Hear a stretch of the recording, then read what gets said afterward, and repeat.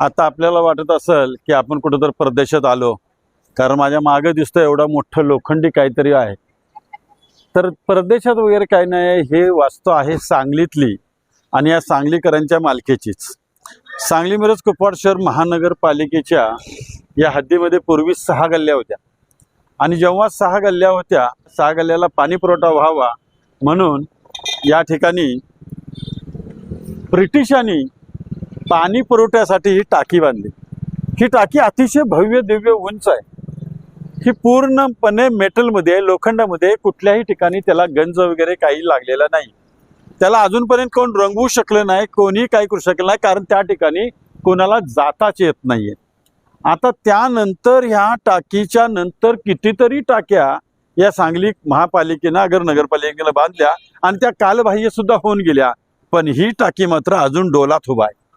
या टाकीला कुठेही वेल्डिंग नाही, या टाकीला कुठेही वेल्डिंग नाही, पूर्णपणे रिपीटिंगवर आहे.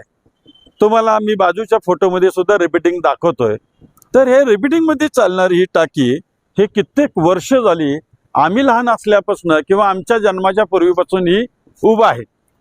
या टाकीवरती काही कंपन्यांनी आपल्या ॲडव्हर्टाईज करण्यासाठी ही महानगरपालिकेकडे मागितली गेली, पण ॲडव्हर्टाईजसाठी महानगरपालिका अगर नगरपालिका द्यायला तयार होती, पण त्या ठिकाणी जायचं कसं हाच प्रॉब्लेम निर्माण झाला. त्यामुळं तिथं ॲडव्हर्टाईजला पण कोण जाऊ शकलं नाही, कोणती क्रेन नाही, कोणतंही काही सुविधा नाही की तिथंपर्यंत जाण्यासारखी. त्याच्या तळापर्यंत जाण्यासाठी लोखंडी शिडी आहे, पण तो जो टाकीचा गोलाकार आहे तिथं मात्र वरती जाऊ शकत नाहीये. त्याच्यानंतर जर बघितलं तर ही टाकी पाडायचा विचार काही वेळेला तत्कालीन नगरपालिकेनं घेतला, पण टाकी पाडण्यासाठी टेंडर्स वगैरे मागवण्याचा प्रयत्न केला, पण टेंडर कोणीच भरू शकलं नाही. कारण ही टाकी पाडायची कशी आणि उतरवायची कशी हीच टेक्नॉलॉजी या भारतीयांना अजून कळना. कोणालाच समजत नाहीये की ही टाकी पाडायची कशी. म्हणजे अशा ढोलामध्ये ही टाकी उभा आहे आणि ती गंज पण पकडलेली नाहीये.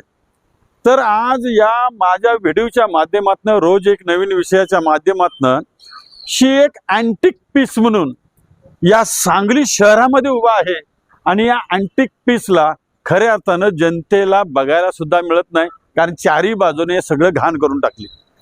तर माझी रिक्वेस्ट आहे की सांगली शहरातल्या अगर आजूबाजूच्या शहरातल्या लोकांनी सांगलीत आल्यानंतर एकदा या भव्य दिव्य टाकीला येऊन पहा, म्हणजे तुमच्या लक्षात येईल की सांगलीत हा ब्रिटिशांनी उभा केलेला एक अँटिक पीस काय चीज आहे. अतिशय जबरदस्त. जसं परदेशात